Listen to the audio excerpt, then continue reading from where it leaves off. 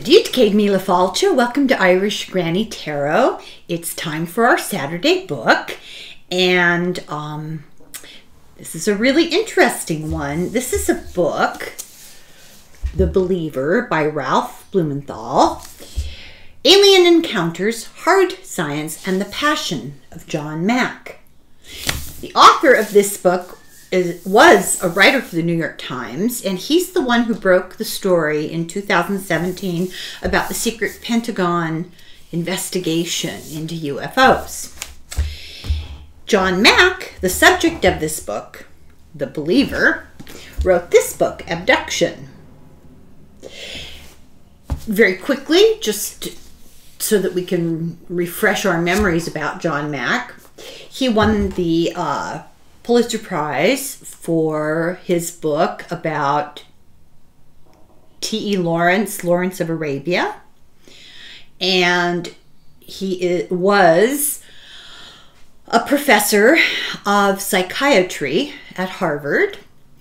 And because of his job, was introduced through Bud Hopkins to experiencers, providing them with an ear, a trained ear, and the situation evolved. And that's what this book is about.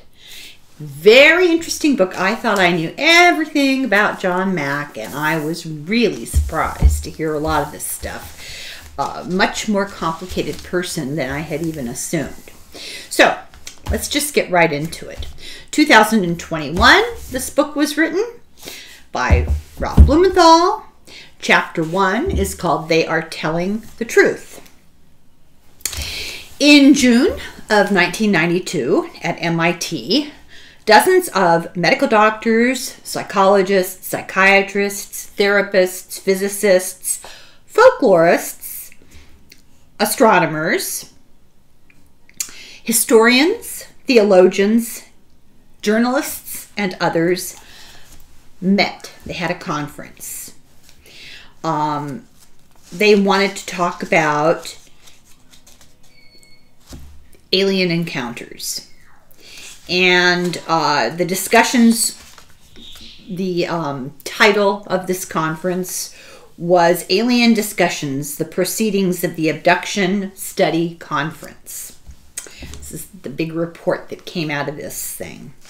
It was a professional forum about humans being abducted by UFOs, examined or telepathically communicated with, and recalled through hypnosis. And you're going to come to learn through this that this whole area has multiple levels of concern. And interestingly enough, I'll give you a little hint. This book bleeds right into the book I picked for next week that I've already gotten ready for next week. Totally unbeknownst to me. I had no idea. It's funny how that works. So there are going to be a lot of connections, and stay tuned because it gets really, really interesting. They also talked about astral travel, ecstatic bonding with deities or source, apocalyptic warnings of planetary doom, and a purported forced hybrid program. MIT just volunteered the space. They weren't really involved with this. They just provided the environment for it. They wanted to avoid appearing like they were censoring intellectual investigation. This was urged by David E. Pritchard, a prize-winning physicist and mentor of a number of Nobel Prize winners. And I think that something important that comes out of this book is the level to which well-respected, prominent academics, scientists, researchers are really involved in this. It's very interesting. Pritchard saw the need for a critical analysis, and he basically just ignored the hostilities of the administration of universities that he was involved with, and he decided to get a little backup support. And who did he go to but John Mack, who was a friend of his, who was a tenured professor at Harvard. Mack was a Harvard star, Pulitzer Prize winner, 62 years old. He packed lecture halls. He attracted disciples, often young women, it has to be said. He published prolifically in professional publications. He was, and I didn't know this, enormously prominent in mobilizing the movement and then leading it. Doctors Against Nuclear Weapons, if you remember that organization. He traveled the world for world peace. He was in touch with many, many famous world leaders. He had just gotten back, before this MIT conference, just gotten back from meeting the Dalai Lama for in-depth discussions about aliens. That's just mind-boggling. He told the conference, he gave a presentation, that he did not believe in his professional estimation that the abduction phenomenon was a psychiatric problem. He said that they were going to have to find an explanation that would account for a variety of things: the consistency of the reports across time periods, demographics of all sorts, and including globally, physical signs, which there were physical signs, and people had scars, people had marks, people had bruising, just a variety of physical scars, and then missing time that was documented by independent eyewitnesses, not just reports of missing time. Kids reporting these things that were far too young to be having the sophisticated delusions that would have been spurred by cultural externals. The fact that these events, these experiences were often associated with actually previously witnessing UFOs.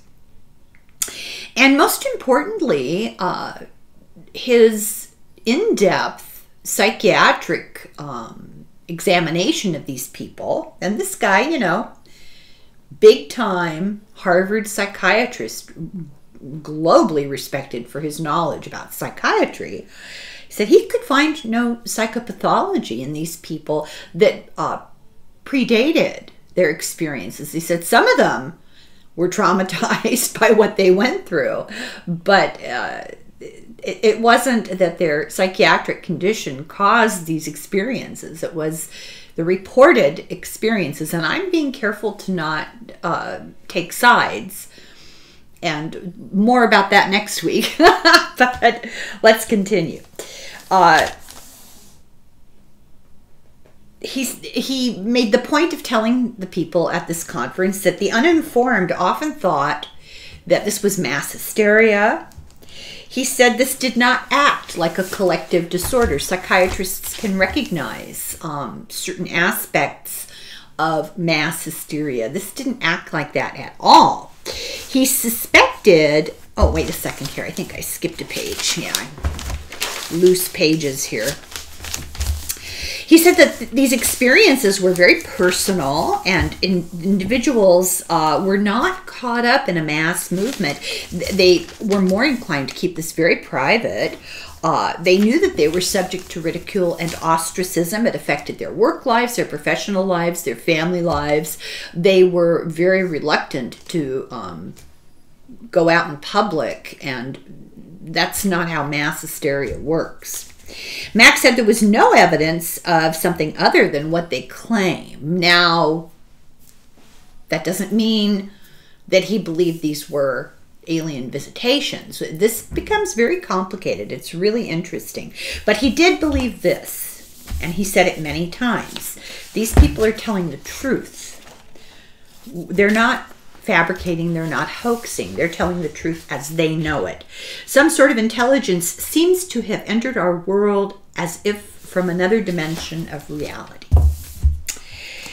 So they reported a consistent description of these alien beings, and it's important to remember that many of these stories were collected before the whole meme, the trope of the big-headed gray with the big eyes, in short, you know, the E.T. phone home stuff. many of these stories happened and were recorded, documented before that, and also without comparing notes with other people. So what were these descriptions? We all know: hairless, gray skin, slits instead of ears, nose, and mouth, large heads, thin neck, huge black eyes that wrapped around, pointed chin, no lines, no wrinkles, no signs of aging, no body muscle development, very undifferentiated musculature, no signs of a skeletal structure. I mean, they weren't jello, but you didn't see, signs of bones. No apparent gender, spindly extremities, three or four fingers with no thumbs, and this really gray rubbery skin. And the question that Mack put out there is, are these biological entities? Are they robots? Are they some sort of combination? They seem to be capable of making independent decisions and acting in a crisis, but what does that tell you? So his Harvard colleagues were absolutely appalled that he was involved in this. And Mack admitted fully that his life had been a journey of searching. And it was because when he was a small child, his mother died. And the whole story that he heard of these ET entities gave him goosebumps, because his first internal reaction was, I'm not alone. There is life in the greater universe. So he was predisposed to be sympathetic and listen to these people. Chapter 2, Terror in the Night. So next we have David J. Hufford, a folklore PhD, a professor at Penn State College of Medicine. Once again, respected academic, not a nut. He thought that the abduction phenomenon theory needed far more rigorous investigation. He was open-minded because he himself had experienced something strange as a medical student. In the 60s, he awakened paralyzed with night terrors, and he recognized that some phenomenon did occur for people. That was as far as he would go. He went on to study sleep disorders as a folklorist. And this is such a common event. It's called the old hag syndrome, where you have nocturnal visitations by an evil presence trying to strangle or suffocate you. He felt that there were parallels between this very old story, global experience, and the modern day abduction experience story. And we have encountered this to a certain extent when we read about sleep disorders, near-death experiences, out-of-body experiences related to sleep. I don't know if you guys remember that. You can go back and check out those videos, because very, very interesting research. So he suspected, and he had written that in a book called The Terror That Comes in the Night that he wrote in 1982, that this was all really about sleep paralysis. Now, Mack counters this argument for various reasons, which we will address, but this was some pushback.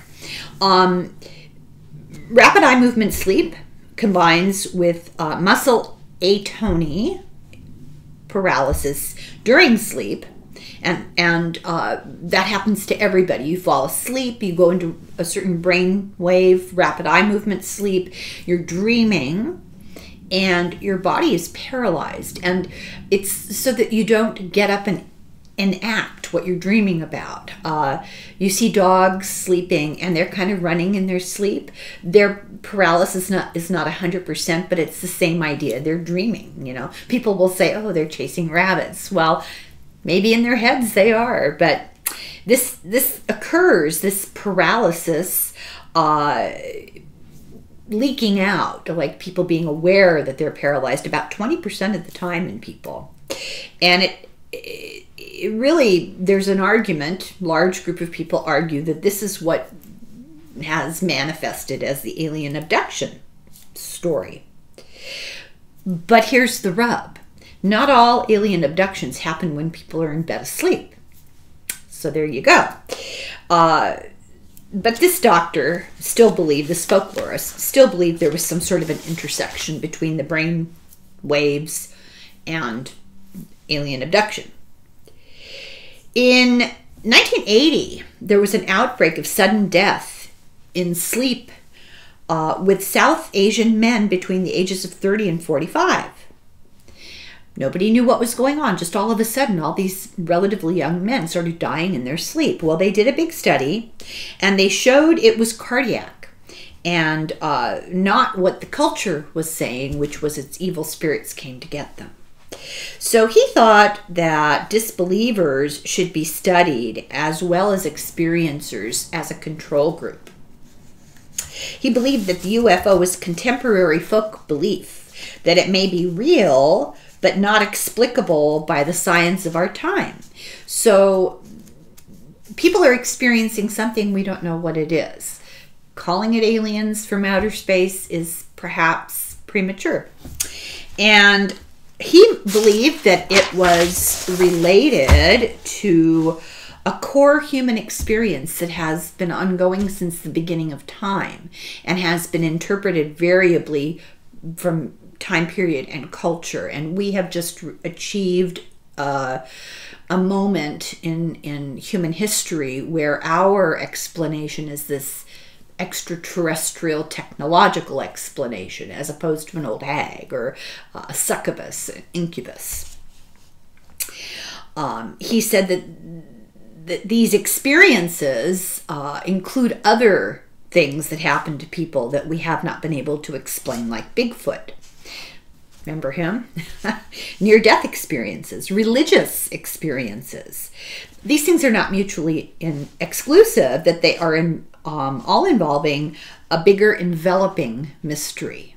So he's a folklorist. He's willing to not dismiss the fact that there's something we don't understand going on, but he's also willing to consider that there are physiological explanations.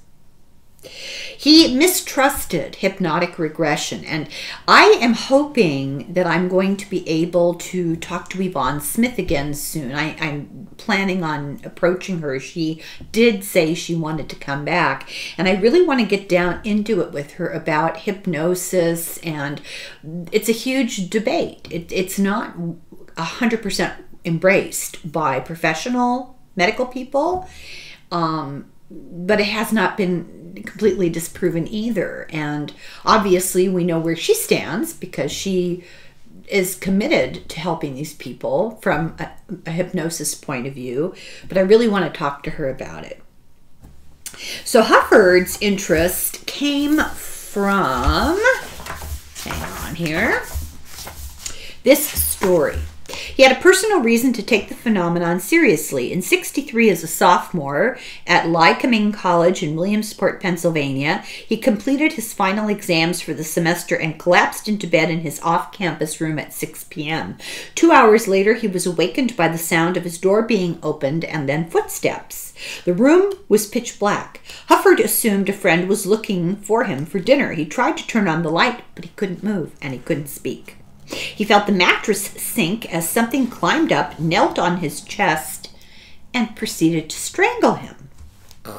Terrified, he thought he would die. Whatever it was, it reeked with evil, leaving Hufford revolted. He fought his paralysis and suddenly found he could move. He leaped out of bed, switched on the light. The room was empty. He ran down to the landlord, who was casually sitting watching TV. "Did somebody go past you just now?" Hufford asked. The landlord looked at him strangely and said no. Then Hufford really panicked. He told no one, but in 1970, while studying supernatural belief for his doctorate, he traveled to Newfoundland, where he found that many people had experienced the old hag. It upended his thinking. He had been taught that supernatural experiences grew out of local traditions, the so-called cultural source hypotheses, but he knew from his own experience that an encounter can occur with no predisposition whatever. He had never heard this story. He didn't want to share what had happened to him, but he now realized that strange things did not happen to people because they believed in strange things. They believed in strange things because strange things happened to them. This would be Mack's point of view. Chapter 3. This Buds for You, spelt B-U-D-D, as in Bud Hopkins. So Mack did, you will find as we move along that Mack was predisposed to experimenting with all sorts of alternative movements and practices with more or less success or help or whatever. And one of the things, because he was always struggling with this loss in his life, it was a great psychological blow to lose his mother as a child. I believe she died of, I think, appendicitis when he was about 8. It's been a few weeks since I read this, but I think that's what happened. So he did this thing called holotropic breath work. There's a big old explanation. I didn't want to get into it, but it's breathing with music to open up altered states of consciousness. And I think everybody here is familiar with a lot of different techniques. He was introduced to Bud Hopkins, and Hopkins told Mack of hearing from many people about having alien encounters. This is news to Mack. And he gave Mack a lot of stories to read, first-person narratives from experiencers who had narrated them to Bud Hopkins. And Mack began to evaluate them as a psychiatrist, and he found nothing psychiatrically wrong with these people, which is what he went into assuming. He said that they were a typical cross-section of humanity. They were troubled by the experience and not having the experience because they came as troubled people. He was urged by a colleague, Thomas Kern, and I'm sure I got that wrong. I can't really read my handwriting very clearly.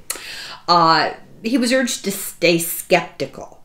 Kurlan, okay. Kurlan wrote The Structure of Scientific Revolutions, which was about the resistance of established science to unconventional breakthroughs. And we've talked about that at length. I found that to be so true in the scientific world. Just people that I know, having been in science at university, just knee-jerk, absolute rejection of anything not material. It's very interesting. So Kurlan told Mack, quote, hold on to the null hypotheses as long as possible, meaning assume it's nothing as long as possible. Postpone any conclusions until you have 3 smoking guns. But Mack went into this open-mindedly and immediately got invested and became more and more public.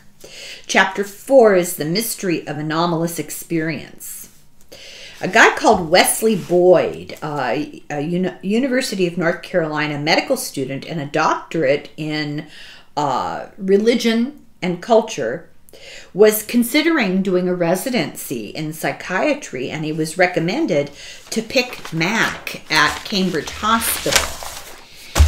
Mack had convinced Harvard to create this fabulous mental health complex system at Cambridge Hospital, which was across the river from Harvard and was in an underprivileged neighborhood and was run down and nothing was happening there. And he saw potential in it and set up this huge system of clinics and therapies and psychiatrists, and it became really well respected. So the day of this guy's interview, what's his name again? Wesley Boyd, he saw a flyer. He went to Harvard for his interview. He was there with time to kill, and he saw this flyer that Mack was going to do a talk on anomalous experiences, including alien abduction.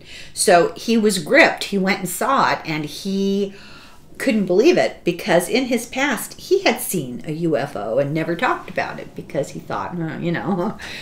So these chapters are short. And this is a really beautifully written book, and often in synopsizing it, I only get 2 or 3 sentences per chapter because it's not pertinent to the chronology of the story, and it's a lot of internal dialogue that's interesting but doesn't lend the movement of the story. So if it seems like we're rushing through chapters, that's why.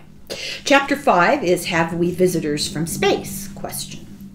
So since 1947, everybody knows the story of the pilot Ken Arnold, who was flying through Washington State airspace and saw 9 flying saucers. He clocked them at 1,700 miles per hour, and we were off to the races. Flying saucers became all the rage. But they had been seen by a lot of other people that day. More than 20 other people that day had called in or reported having seen these things. So these are what would be referred to in religious studies or in folklore as hierophanies. Hierophanies, it's like the Hierophant, you know. These are manifestations of the sacred, and they have been reported from the beginning of time. And I'll just put in there that I was very fortunate to be able to go to Italy years ago now. I'm homesick. Years ago. And, of course, my husband is a museum addict. And if he had his way, you know, it's like the Bataan Death March. You get up before dawn and you're at the museum before they open. You're the first person in the door. We spent hours in the museum, and with any luck, we can fit a couple of museums in one day. Fine for both of us. A little dictatorial about, you know, the quick march to the museum, but I don't remember which museum it was. I can't even remember which city. Could have been Rome, could have been Milan, could have been Florence, Bologna. Might have been more than, I know it was more than one. We saw paintings from the Renaissance, from the Middle Ages, and even all the way back to the year 0, when we went to Roman ruins. And in the background, you'd see a spaceship, flying saucer. And you know, you hear people trying to deny that often. They'll say, oh, no, you're just misunderstanding. If you really look at, well, we were close up looking at them. And that's what they look like, close up. I don't know. I don't know what to tell you. So, hierophanies, manifestations of the sacred.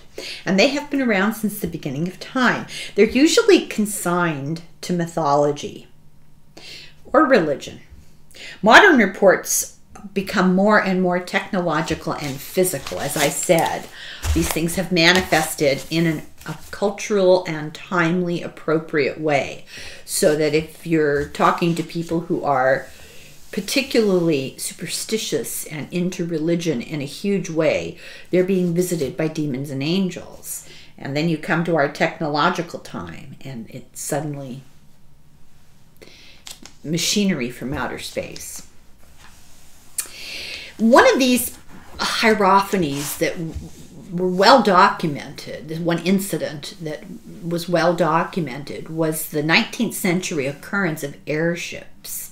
Now, this is before airplanes. So airships actually were often reported like sailing ships in the sky. But they would be driven by propellers, and they would be very slow moving across the sky. This phenomenon seemed always to keep one step ahead of current know-how. As our technological abilities advanced, these things were always more advanced. And these reports of airships, they go into really extreme detail, and we covered them before when we looked at Jacques Vallée, Passport to Magonia. Reports of these things slowly going through the sky, landing, people getting out, interacting, going back. And, you know, you can follow the newspaper descriptions of them. Reporters from newspapers who actually saw them. So, I don't know. Anyway, they were reported to land, have human-like occupants who talked with people. weird stories connected in 1897 between, interestingly, wait till you hear this, Texas, Iowa, and New York, Uvalde. And in each of these cases, a guy called Wilson was in this thing in the sky.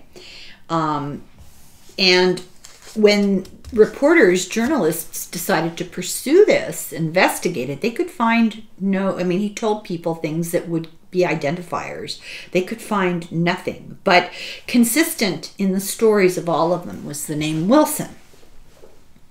Jerome Clark, a UFO historian, said that these phenomenon straddle two worlds. They're an event phenomenon, potentially explainable, but not yet explained, with fragments of physical evidence, akin to folk tales. And it's like looking for a needle that was never lost in a haystack that never was.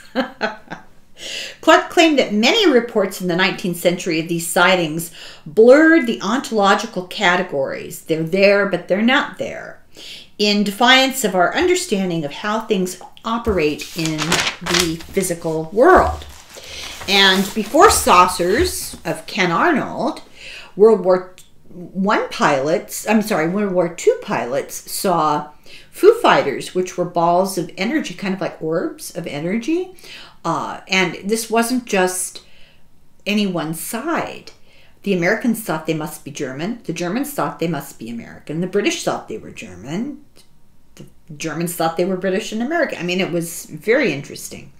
And ghost rockets were seen after 1945 over Sweden. There were 1,500 sightings, and somehow they determined they were not Russian. And there were similar accounts coming from Hungary, Greece, Morocco, and Portugal, so very far flung. The year that Arnold, saw the 9 saucers over the mountains was the year of Roswell. So a public information officer, Walter Hart, was made to take back, H-A-U-T, take back the report that he made. He came out and made a public report. Oh, well, here we are at Roswell. We have a crashed UFO with alien beings. And the military lost its collective mind in New Mexico. And the Air Force claimed, maybe it was a weather balloon, but we've done these books, so you guys know. You can go back. There are books about these events that we've covered, and the stories are remarkably confusing, but it boils down to people saw this, people swear they saw it, multiple people, and the military admitted it at first, but as soon as the top brass found out, it suddenly became weather balloons, you're deluded, whatever. Whitley Strieber, this is very interesting. I didn't know this. Whitley Strieber, who wrote about his encounter with aliens, I can't remember the name of it offhand right now. He is the nephew of Brigadier General Exxon, who was in charge of Wright-Patterson Air Force Base, where and during when the UFO and ETs from Roswell were taken. They were taken to Wright-Patterson. Brigadier General Exxon was in charge. He's Whitley Strieber's uncle. And all records from the Roswell airfield from 1945 to 1949 have been destroyed. In 1945 to 1951, there were more than 700 sightings, and General Twining was in writing, we've all seen it, wrote that these are real, they're not visionary or fictitious. The Air Force began a program, Program Sign, which was the secret investigation into UFOs, and this included Hynek and Ruprecht. Donald Kehoe was hired by Time magazine to do an article, Flying Saucers Are Real, and he claimed there's been a 175-year history of surveillance of the Earth by flying saucers. Then U.S. pilot Colonel Thomas Mantell died in his P-51 fighter, ostensibly chasing a UFO. And they've got radar and ground to fighter jet communication to back this story up. So the recommendation was that by the government, that civilian UFO groups should be monitored. They began to fear that, I would guess, that maybe they're going to know more than they ought to. They might keep an eye on what they knew. And as one intelligence officer told Life magazine, quote, "The higher you go in the Air Force, the more seriously they take the flying saucers." To be skeptical, because I think we need to be balanced, that doesn't mean that they believe in them more. That means that they're more serious about understanding that anything like this could be a threat to national security. It's important to remember that. So Life magazine did this big article. There were many reports from many scientists and observers that simply couldn't be dismissed. And there was corroboration, and these people were not conspiring with each other. These stories were independent. Life magazine said, well, this is not a psychiatric phenomenon. But is it a secret American experiment? No. Is it a Russian experiment? No. It's not atmospheric. It's not balloons. It's not like thunderclouds, It's inexplicable. The head of the Harvard Observatory, Dr. Menzel, was a huge skeptic. He said it was a natural phenomenon, not UFOs. It must be optical illusions. He didn't have evidence. He didn't do studies, but he dismissed it in that way. Now, Carl Jung wanted them to be mythical. He said, we want them to be mythical, but one must almost regret that the UFOs seem to be real after all. Chapter 6, The Sources of Suffering. So John Mack was raised by what he refers to as a strict materialist, very wealthy, secular German-Jewish parents who were academics. And they both believed that we are alone in a meaningless universe, make the best of it, dead is dead. Parents did not believe in spirits. They believed that was your irrational self, and they dismissed all of this sort of stuff. His father was from a wealthy family on Fifth Avenue, and his mother was from the Rheingold beer family and lived on Park Avenue. So some serious money going on here. And his mother died at the age of 25 of peritonitis from appendicitis. Oh, he was 8 months old, not 8 years old. He was 8 months old. It killed her father. He died 6 months later of a heart attack at the age of 56. That's a thing. Sick heart syndrome that comes from having a broken heart. So John, as an 8-month-old, lost his mother suddenly and was shunted between relatives as a baby. Enormously traumatic. His stepmother was 27. She was a widow of Lee Gimbel of Gimbel's department store, who had jumped from a 16-floor window at the Yale Club at the start of the Depression. He was one of those stories. She had a 4-year-old daughter, so at the age of 27, she married his recently widowed father. And so at the age of 2.5, he had a new mother and a 6-year-old stepsister. She banished all traces of his mother. Her name was not allowed to be mentioned. No pictures of her were allowed in the home. And John Mack was haunted by her death. And he said that his entire life he was driven by a restless hurt. He underwent psychoanalysis in medical school, and the trauma of the loss of his mother drove him to go into psychiatry. He became interested in the pain of people. He was on a search for something missing, and he said a friend said about him that he was on an ongoing search for his origins. He was driven by this, but an ex said that he had this brilliant mind, and he was ever courting new experiences, and that appears to be true when we read about what he does later on. But he was always aware that people were hurt, and he was open to helping the wounded. He seemed like a very compassionate person. You can see video of him interviewing children. We'll talk about that later. And he seemed like an incredibly compassionate person. His ex-wife said there was always a missing woman in his life, and it doomed their marriage. But they were married for 33 years, and they remained good friends. His therapist said that he had a huge affair with a much younger pregnant woman and was deeply entangled in issues of maternal loss and entangled in archetypes. The psychiatrist would say that. A love from his later life. He was very fond of women, and they were very fond of him. His love from a later life said that he had a needy side in him, that he was ready to believe about anything, hence the believer. But Hopkins saw the opposite. He believed that Mack had looks and money and brains. He succeeded at everything he did. He had a very successful life. But I don't think those things are mutually exclusive. That's me talking. You can be traumatized and needy and still be successful. He had a yearning for spirituality.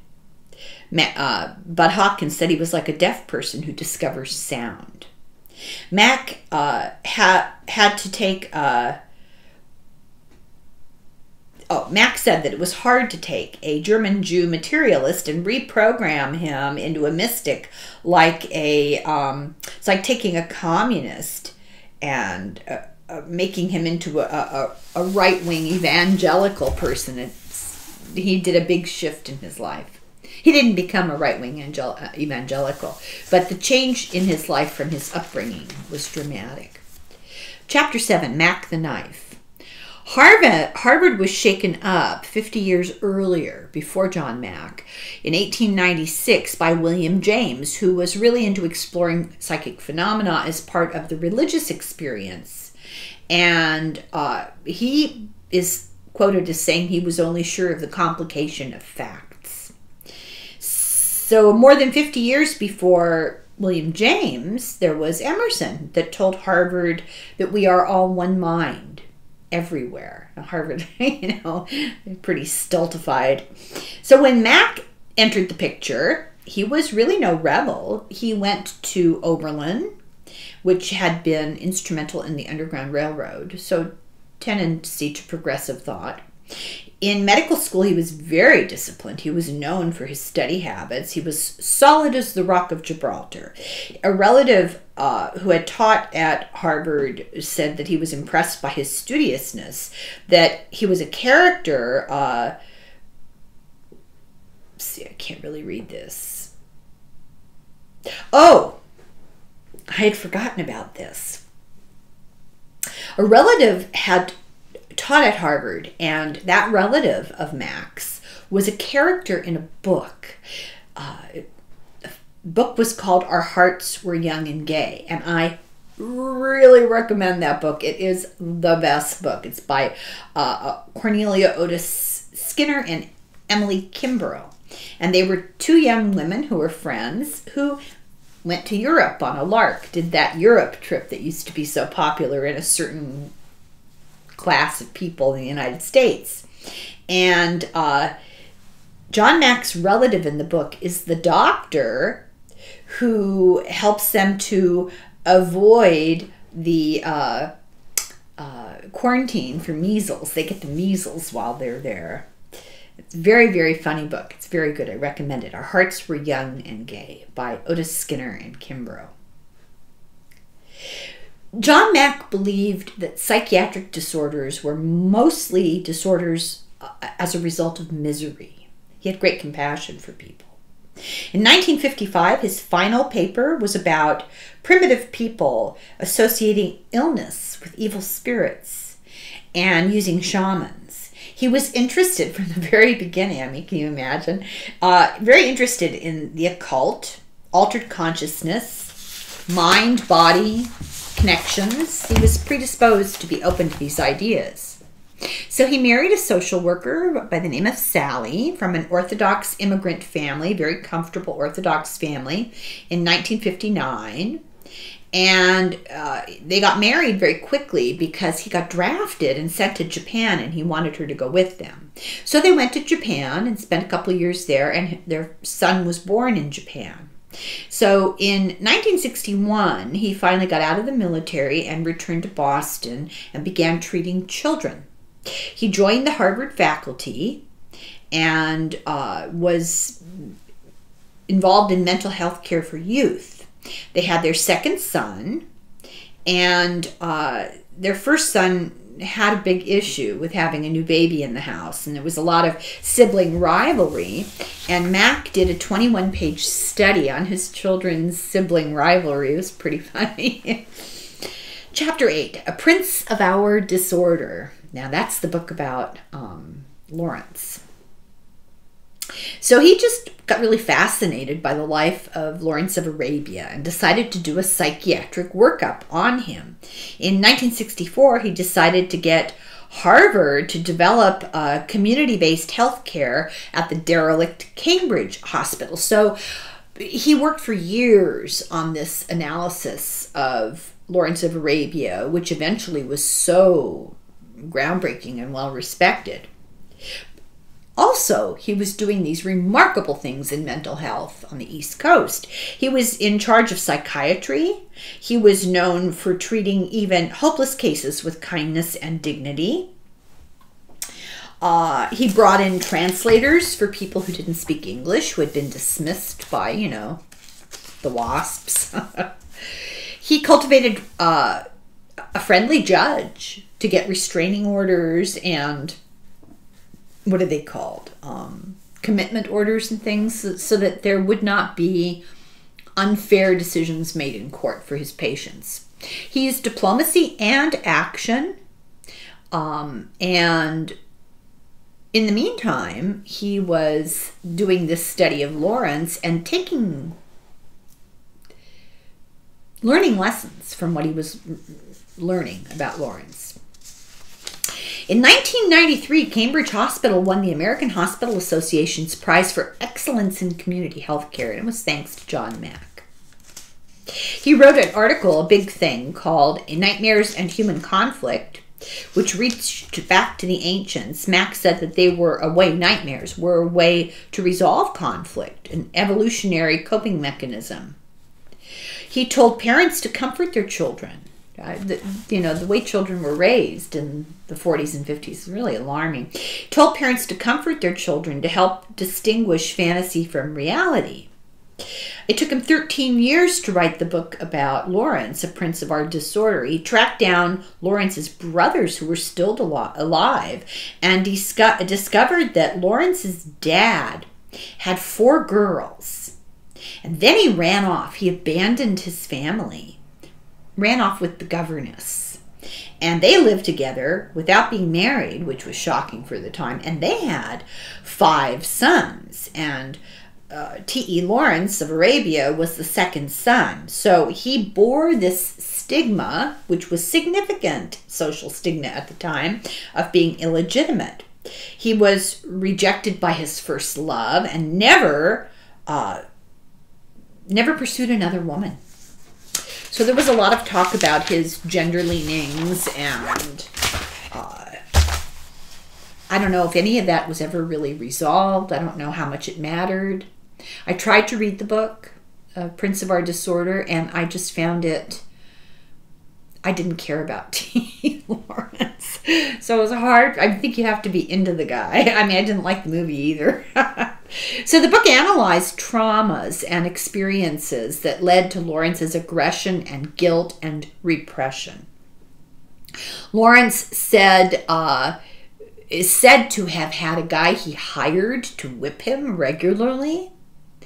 A lot of what at the time was considered shocking stuff came out.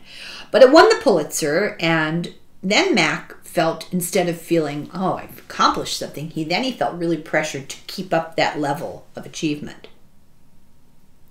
So, Chapter 9, the UFO Chiller. As soon as Sputnik and the poor dog that the Russians sent into space, I can't think about it, and then Project Blue Book got going, there were more than 300 reports of UFOs immediately, many from around Loveland, Texas, where cars stopped running on the street and lights went out and failed, and then people would see a UFO. This happened quite a bit, more than 300 times. There was a level of excitement about it. Some said, oh, it had to be atmospheric physics and, the atmosphere. But there were no storms. There was nothing going on at the time. Stories had evolved from flying saucers to conversations with space angels, our brothers and sisters that are here to help humanity. There was definitely a sort of a mythology, a narrative that was evolving. I'm not saying it's true or untrue. I'm saying that this is a normal psychological phenomenon. These things happen. It's like a gigantic cosmic game of telephone, basically. Since the 1700s, there have been stories of celestial visitors and travel. For example, Swedenborg, the philosopher, I believe, talked about astral travel when he was sleeping to the moon and to other planets, and conversations with enlightened beings. And, you can imagine how that was received in the 1700s. Chapter 10, The Interrupted Journey. Now, this will be familiar to everybody. Barney and Betty Hill in 1961 with their dog making a quick trip to Canada. They lived on the East Coast, New Hampshire. They were on a late honeymoon, a delayed honeymoon. Significant for the time was they were an interracial marriage. Hurricane came, and they were trying to outrace the hurricane and get home, so they changed plans and left early. We're driving in the middle of the night, and in New Hampshire saw a really weird light that appeared to follow them. Then the story gets very muddled. Barney got scared, pulled over. He inexplicably got out of the car, walked over to the craft. He saw figures inside standing at the windows. He ran back to the car and drove off, and his memory after this is hazy. He just remembered all of a sudden that, oh boy, it's a lot later than we thought, and we're a lot closer to home than we thought, and our watches have stopped, and Betty's dress had weird stains on it, like this weird pink powdery stuff, and Barney had his new shoes were destroyed, like his toes had been scraped on the top of the shoe. And there were weird circles on the trunk of their car that reacted when a compass was put over. The compass went wild. So they called the Air Force Base, and Betty wrote to Donald Kehoe. And she began having nightmares. So they didn't remember much of anything, but they remembered enough to know that something had happened, and they called the Air Force Base, and I think I lost a page here. Yeah, I'm sorry, I lost a page. It came loose. So let me go back. We know about Betty and Barney Hill. So we were talking about Swedenborg, and how he had dreams of astral travel and talking to aliens and that sort of thing. And then in 1952, George Adamski was in the desert between California and Arizona and claims that a tall blonde being from a UFO telepathically told him that he was from Venus and he wanted to warn humankind about war. And in 1964, Lonnie Zamora, a New Mexico cop, saw something off in the desert, a roar and a flame, and he thought that there was some sort of dynamite accident because there was mining around that area. When he went to investigate it, he found a large egg-like object on legs and two people in white coveralls, like small adults or children, who acted very surprised to see him. And when he approached them, driving around a hill, they got inside this thing and it fired up and flew away. And a second cop had arrived, he'd called, meantime, and the second cop saw it too. So independent eyewitness. And this was reported to the FBI and to Hynek at the Blue Book. And it was also reported to the White Sands military, and it was officially classified unsolved. In 1966, A guy called Quintilla called Zamora and told him it was the best documented evidence they had so far of something going on. And in 65, John Fuller, a well-known columnist and a well-known TV producer, read about an 18-year-old in Exeter, New Hampshire, and two young women who reported a sighting, and while they were telling the cops, they all saw it again, including the cops, and it was documented on the police report. Fuller interviewed many witnesses, and this irked the Air Force. There was a lot of resistance, despite the fact that it's documented that Air Force jets chased these objects when the reports were made. After the fact, the Air Force was like, well, we want no part of this. Many witnesses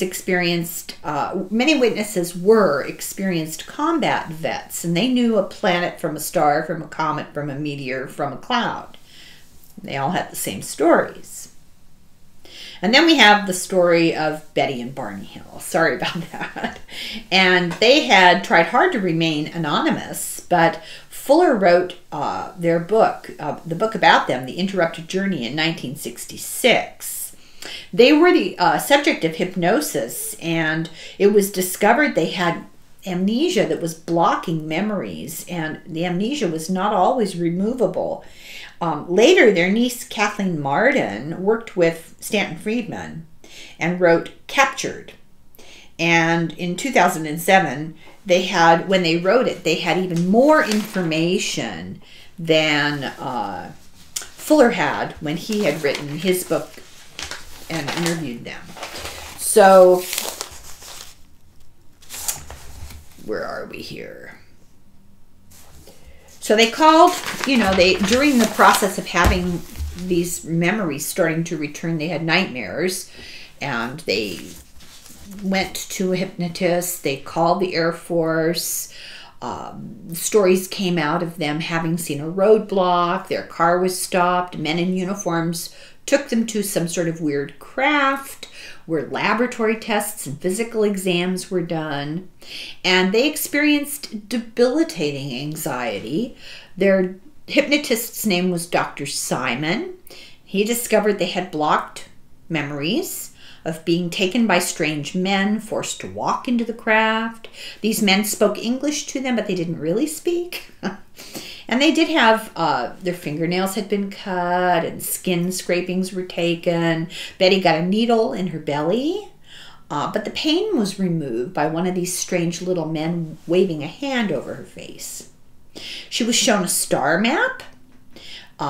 These aliens were astounded by Barney's dentures. She wanted to take a book back with her. There was a book there, and the guy gave her the book and told her she could take it, but he was overruled by the other aliens who said that she would need to forget of all of it. And so they really kind of came to seeing this orange ball flying away. And Barney's story was very similar to Betty's, except when they were in different rooms during the experience. So the doctor thought they were either lying, and they didn't seem to be, or they had dual hallucinations, and they didn't seem to be, or they were sharing some kind of weird dream, and he said, well, maybe, or this thing was true, and he said, that's unthinkable. So he didn't know what to make of it. That maybe Betty had weird dreams and shared them with Barney, and he somehow thought that they were his memories too. Memory is a really weird thing, but they both denied this. So Simon stopped suggesting that they have post-hypnotic amnesia, that, oh, you'll wake up and you'll feel fine. And then they started remembering more details. When he stopped telling them that you're not going to remember, you're going to feel fine, they did start to remember that these aliens had huge heads and big eyes, no hair, no noses. It was telepathic. Betty said that she remembered, but she felt like she was in some sort of weird trance the whole time it was happening. Both Fuller and Simon came to no conclusions. They did not know something happened, but they didn't know what it was. And they quote Tennyson, "Maybe the wildest dreams are but the needful preludes of the truth." And later, an amateur astronomer was able to recreate the star map that Betty had been told, and it was the constellation of the Reticuli seen from an angle not from the Earth.